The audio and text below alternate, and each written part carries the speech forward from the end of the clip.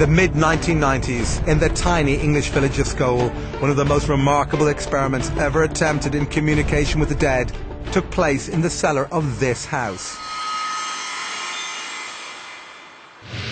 The Scole experimental group who conducted these experiments consisted of Diana and Alan Bennett, two of Britain's most accomplished mediums, as well as organisers and investigators Robin and Sandra Foy. Hi, hello there. Nice to see you. For 5 years, twice a week, the group would meet in this tiny cellar. Here the Bennetts would go into trance, allowing what they say were the voices of the dead to speak through them. What happened here during the Scole experiment was very successful and a dramatic effort which proved conclusively to us that life goes on after we all die. Diana and Alan Bennett have also participated in physical mediumship for decades. They joined the Scole experiment in 1993. But both claim their astonishing abilities began long before this. My first discovery of being a medium was when I was a child. I used to see spirit, I used to hear things and be aware of things that other people weren't aware. When I was young, I saw spirits. Spirits that would come and show themselves to me.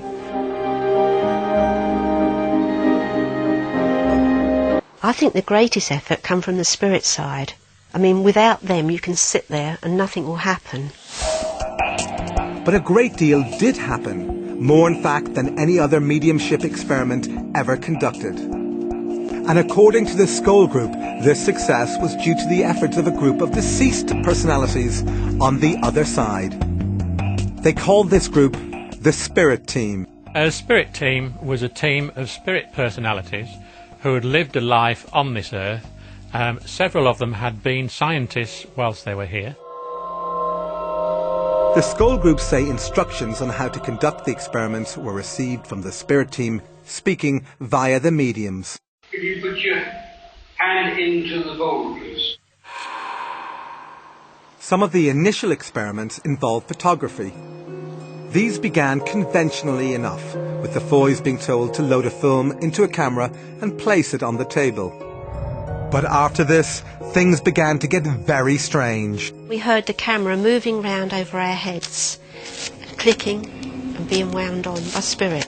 In total darkness, so that in reality nothing should have showed up on the film. But when the film was developed, there were amazing pictures.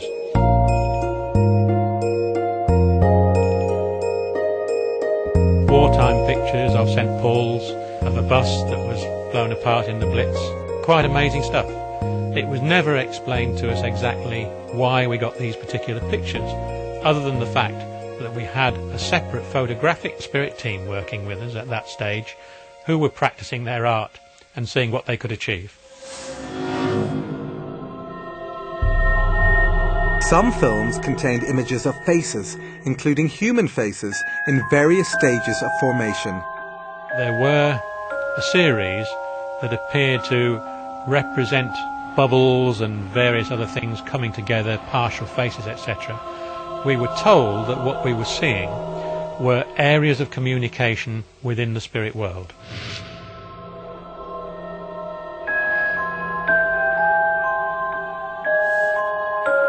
The Scole group believed these faces were images of deceased people, which were somehow projected from the other side. To them, this theory was confirmed with the appearance on another Scole film of this blurry profile. Communicators through the mediums informed them that it belonged to a man named Kingsley Fairbridge, who had died in 1924. We were put in touch in a very obscure way with his daughter, who was happy to agree that that was a picture of her father.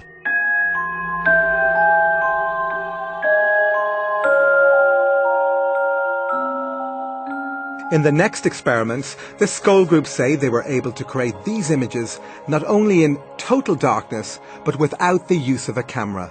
We were asked by the Spirit team to put a totally unopened Polaroid 35mm film just in its plastic container. If the Spirit team felt that they'd achieved a result, we were asked to develop it. This could be done immediately in a special processing machine.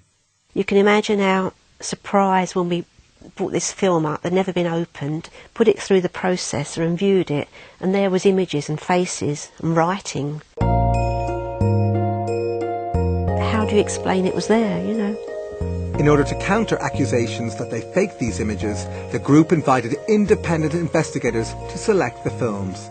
I checked the box, which was factory sealed, identifiable by the glue marks.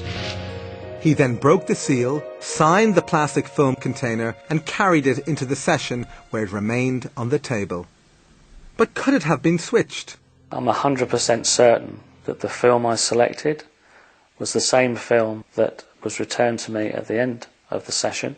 The film was immediately processed in front of him. Halfway along the film, we could see a Latin statement. The Spirit team had said that they'd worked on the film, and lo and behold, there it was.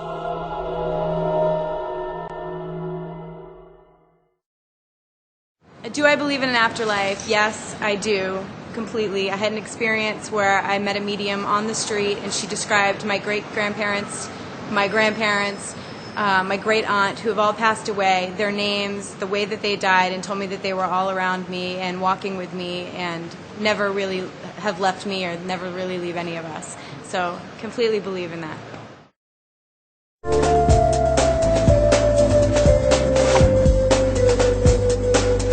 News of the remarkable events at Scole reached Italy, where the Scole group travelled to meet one of the world's most unusual mediums. Marcello Bacci amazes visitors and scientific investigators who say they can hear the dead speaking through his old vacuum tube radio.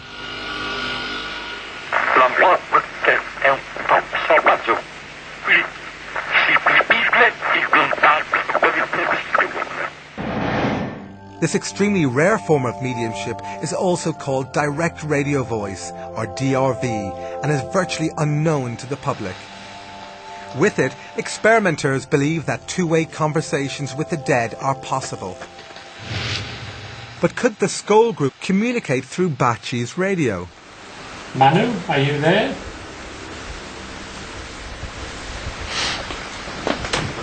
Emily? Yes. Yes. Hello, Manu. Thank you, Manu. After this, scientist Harry Oldfield, a colleague of the Scole group, attempts further communication. We would like to ask the question of the appearance of your space. I can't really answer that. Can you tell something about Scole? Did I appear to be aware of what you're doing in direct contact with them? Thank you. Will the work progress? Certainly. Thank you. This is what I needed to know. Experts say that Bacci's ability to invite the spirits to speak through his radio is usually so reliable he conducts regular sessions. This seems highly improbable, but these grieving parents don't think so. The walls are littered with pictures of dead loved ones. Parents clearly recognize the voices as belonging to their departed children.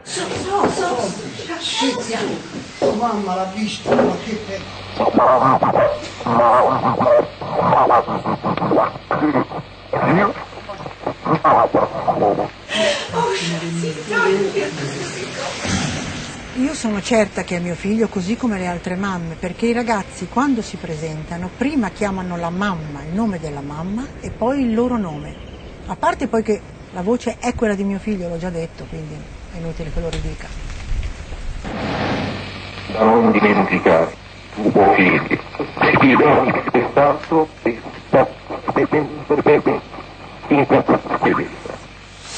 però nel tempo ho avuto delle prove che solo io potevo sapere e che hanno dato la mia sicurezza di che questa era la prova che mio figlio era ancora vivo.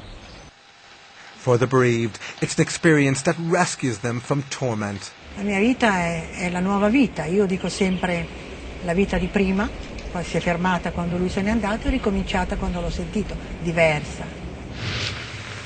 we wish to know more with respect. Sometimes when the communication with us becomes more difficult. But are these radio voices just a clever hoax? Not according to scientists who have subjected Bacci's mediumship to a battery of tests. One of the leading Italian investigators is Paolo Presi, and his colleagues from Il Laboratorio, an organisation that uses the most stringent methods of science to investigate paranormal claims. He is a medium.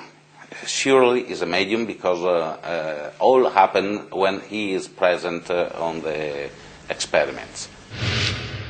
Using software endorsed by the FBI, Il Laboratorio have conducted voice print analysis. Like a fingerprint, a voice print is unique. It can therefore be used to determine someone's identity with near certainty.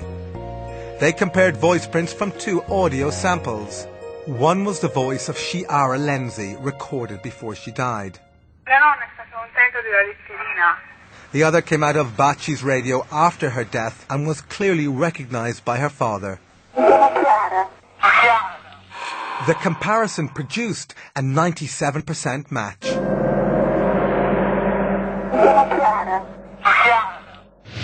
Despite this startling evidence, skeptics claim that the voices could be faked by transmitting them from a remote location. But Dr. Emanuele Toriello, who has been investigating Bacci for decades, believes this is impossible. Dr. Toriello was present during key scientific experiments that, he says, eliminated any possibility of remote transmission. One of the first of these experiments involved putting Bacci's radio inside a special device that shields it from all radio signals. Yet still, the voices continued. We couldn't be more excited. Second point, the radio was switched off, and though the voices were going through. The third and main point, that the tube or the valves of the radio were totally removed. Still the voice were going through. So you tell me how it's possible. Thank you for all your hard work.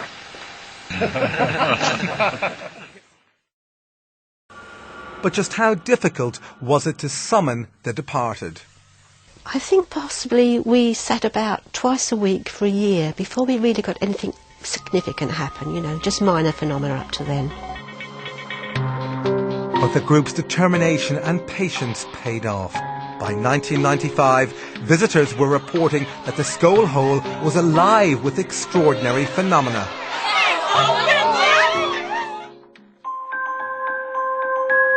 According to the Skull Group, their spirit communicators requested that they place this empty glass dome on their table.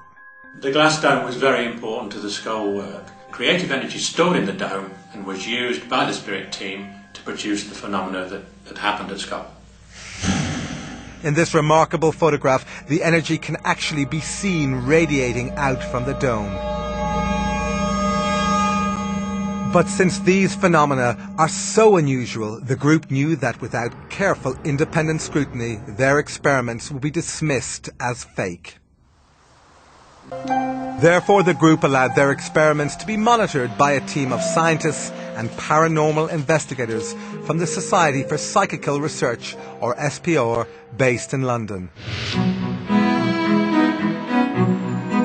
For over a century, the SPR has specialised in examining paranormal phenomena in an unbiased and scientific way. Among its members have been some of Britain's most accomplished scientists, including a dozen Nobel laureates. Its investigators have exposed many fake mediums. They are not easily fooled. One of the leading researchers into Skull was veteran SPR member Montague Keane. Initially, we were all pretty sceptical because what had been claimed seemed so way out. Another key researcher was Dr. Arthur Ellison, an emeritus professor of electrical engineering and a former president of the SPR. No scientist of any kind would ever say that anything could not possibly happen. The third principal investigator was research psychologist Dr. David Fontana. Professor Fontana is one of the world's most respected paranormal investigators. Paranormal is that mysterious area behind the seen and the known world. And since most of the world is unseen and unknown, and most of the world is full of mystery, for me it's a fascinating and absorbing area. To preclude the possibility of fraud, these scientists were allowed to inspect the cellar and all its contents before and after sessions. All participants had to empty their pockets and leave their belongings outside. The cellar had only one entrance, and this door was kept locked during all sessions. Despite these precautions, the incredible events at Skull continued unabated, and the SPR investigators reported what they saw in graphic terms. We saw coloured lights, we saw materialisations, we had direct voices, that is, spirit voices talking from the air. We were touched by the spirits. We saw a whole range of phenomena which could not be mistaken by three investigators such as ourselves. In the spirit of openness, the Skull Group allowed more investigators to scrutinise their sessions. These included leading scientists from several disciplines, even a professional magician. One of the scientists was the internationally renowned biologist and author, Dr. Rupert Sheldrake. Science has done very little to investigate the afterlife or reincarnation. Most materialists assume that both of them are impossible. So there's a kind of dogmatic denial by some scientists of the possibility of these things. But I wouldn't say that was a scientific understanding. I would say that was a dogmatic, ideologically motivated dismissal. The only way to have a scientific understanding is to do the research. We had a number of different professors of different disciplines to come, and sometimes they could test their expertise against the expertise on the other side. For example, Professor Archie Roy, who's an astronomer and specialises in the movement of celestial bodies, had a discussion with the other side about celestial mechanics. And he said afterwards that he thought there were only about half a dozen people in the country who would know exactly what they were talking about. Such evidence is gold dust to researchers, as it is unlikely to have been fabricated by the mediums who possess no academic training in this area. Although the scientists found this sort of evidence impressive, they still needed to eliminate any possibility of fraud taking place under the cover of darkness. Therefore, the Skull Group devised several controls to help eliminate this possibility. One of these controls involved all participants wearing luminous wristbands. These bands were attached with Velcro, so they could not be removed without attracting attention. They also requested the use of night vision equipment. We persistently asked them to accept infrared cameras, and they said not yet. It would interfere with the energy in some way. So we had to accept this with great reluctance. We were told that this phenomena could be developed in the light, but if it were, it would take an awfully long time to produce, years and years, rather than a few months that it actually took us. Critics saw this insistence on darkness as an excuse to hide fraud, but participants to the Skull experiment were not always in total darkness.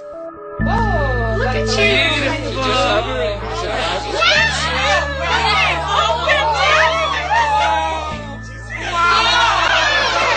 There were various shapes, generally like a pea-sized light, and it had substance. They would come and sit on your hand, you could feel them. They were intelligently directed and intelligently moving, and would be responsive to our wishes, whether expressed or silent. The gyrations were sometimes so rapid that it almost left like a circle of light going over here and over there. Sometimes two lights would appear and just stare at me within inches of my eyes.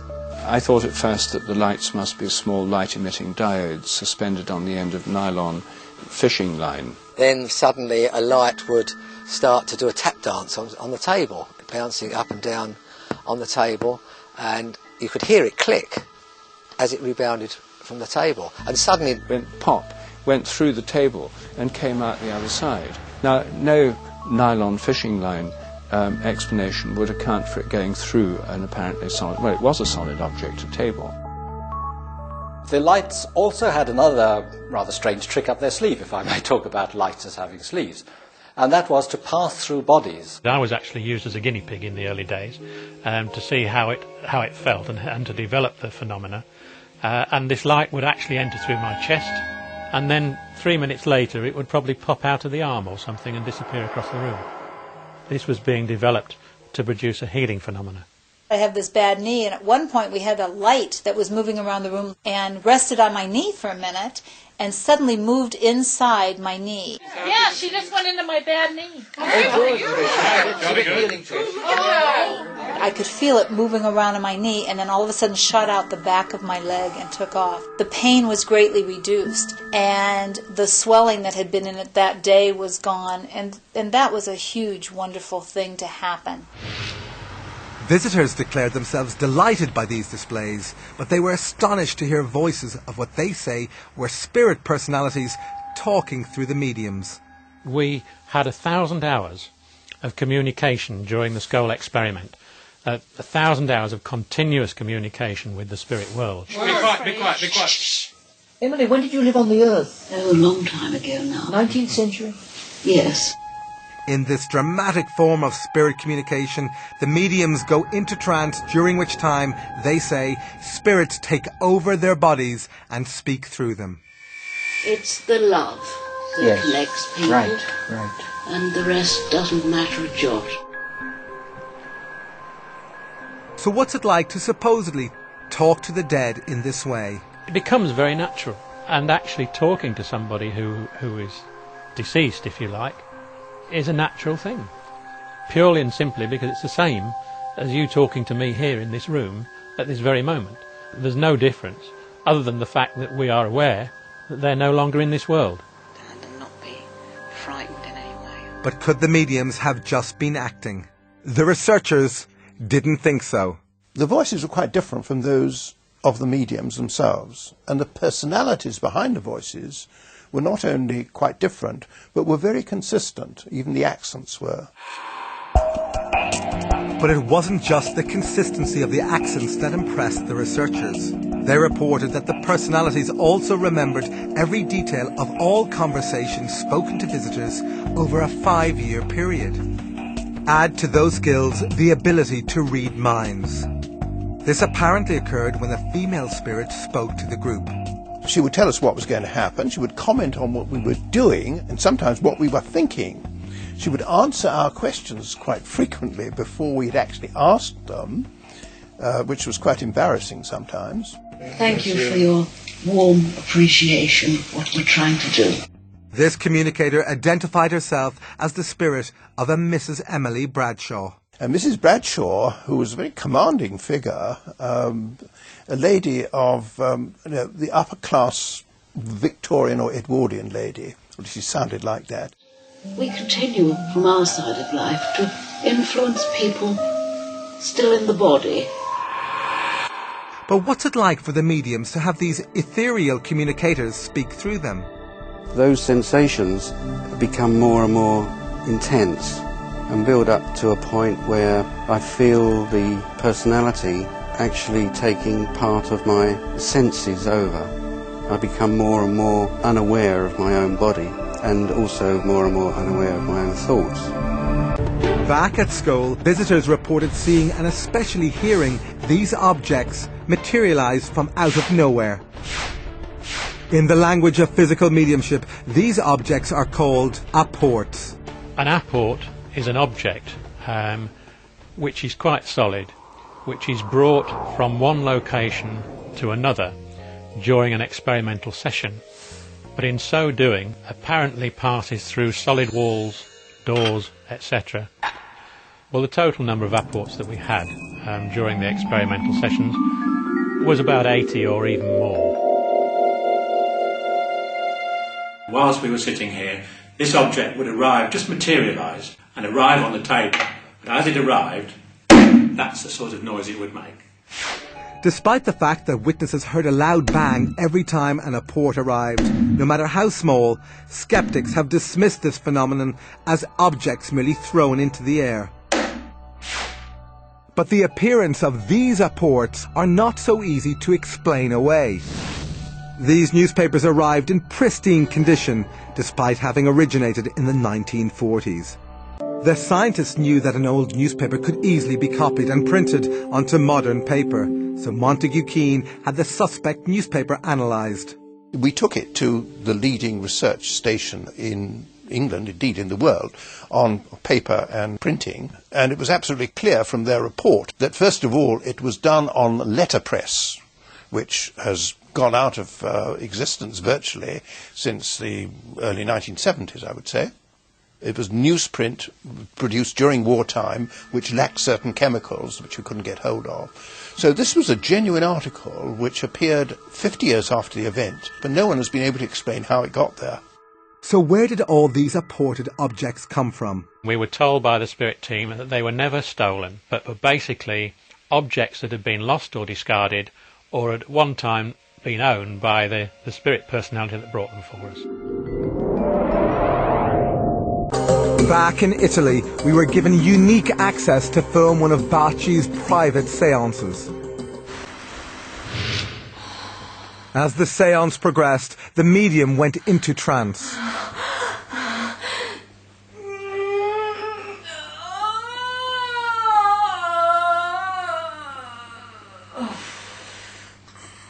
We were hoping to capture what visitors to Skull said they had witnessed, the levitation of solid objects.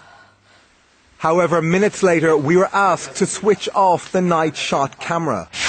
But secretly, we kept it running. And what we captured was truly astonishing. This heavy oak table rose into the air.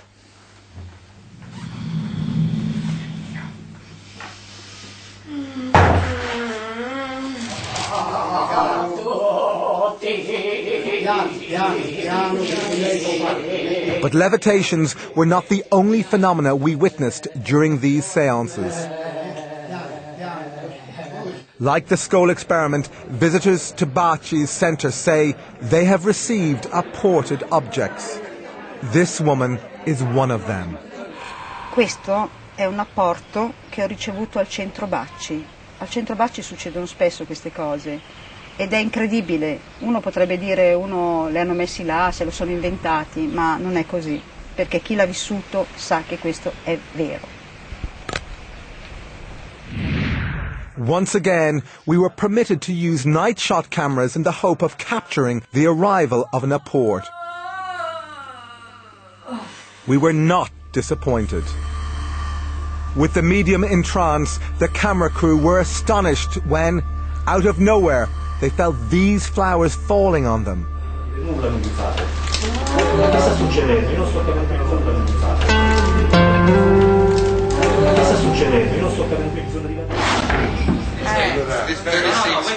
With the lights on, people reacted in amazement at just how many flowers had appeared. This one is gone in his hand. Così, proprio in mano. As they collected them, we continued our filming.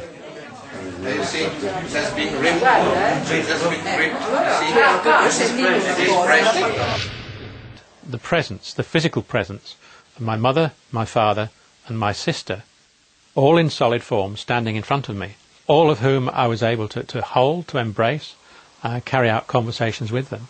I've witnessed it so many times, it just becomes a normal thing. These are great experiences, you see. Again, I must stress, it changes your paradigm. You go in thinking none of this can be true, but after experience, after experience, after experience, it gradually dawns on you, hey, there's something going on here that we can't explain by normal scientific laws, but which nevertheless exists.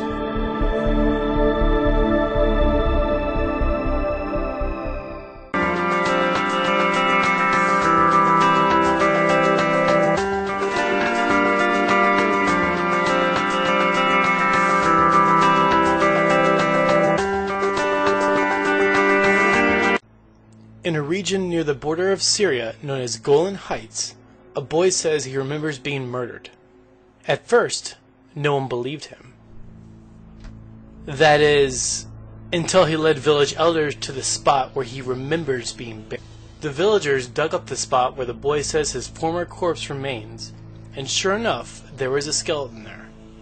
Mysteriously, a large axe mark on the skeleton corresponds to a birthmark on the boy's head. The boy says he was murdered with an axe and then led village elders to the spot where the murderer buried the weapon. Sure enough, they dug up an axe. The boy then led people to the village he was from in his past life and told them of his previous name. When people of the boy's former home village were asked about a man going by this name, they said the man had disappeared 4 years earlier and never returned. Remember, the boy was 3 years old. But strangest of all, the boy recounted exactly who his murderer was. When the boy confronted his killer, the man's face turned a pale white and he started acting very suspicious. Once the boy led elders to the exact spot of his corpse and the murder weapon, the killer gave in and admitted to the crime, for which he ended up being charged with. Is the boy a product of reincarnation? Are we all perhaps reincarnations of our past lives?